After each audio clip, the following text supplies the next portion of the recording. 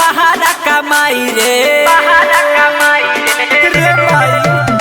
बखरही में माई रे ना बहारा कमाई रे कैसे करी माना रोज रोटी से कोता चोली बेचता रे माई चोली बेचता गाँव में चोली बेचता गाँव में चोली बेचता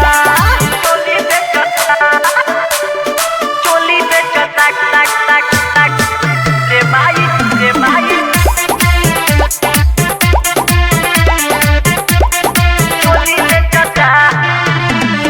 कहेला कि भौजी सारा काहू ले लो चोली सारा लोग हंसतावे गाँव नगर टोली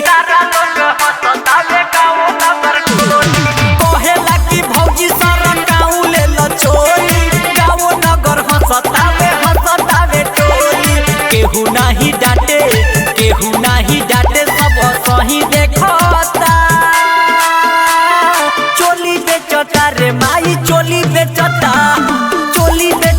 गाँव में चोली बेचता गाँव में चोली बेचता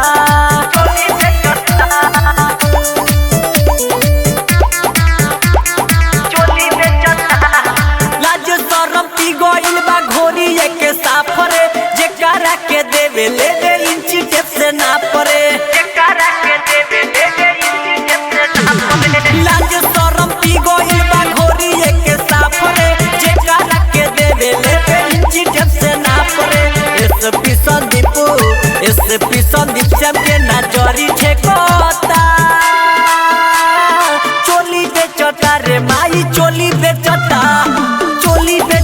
गाँव में चोली बेचता गाँव में चोली बेचता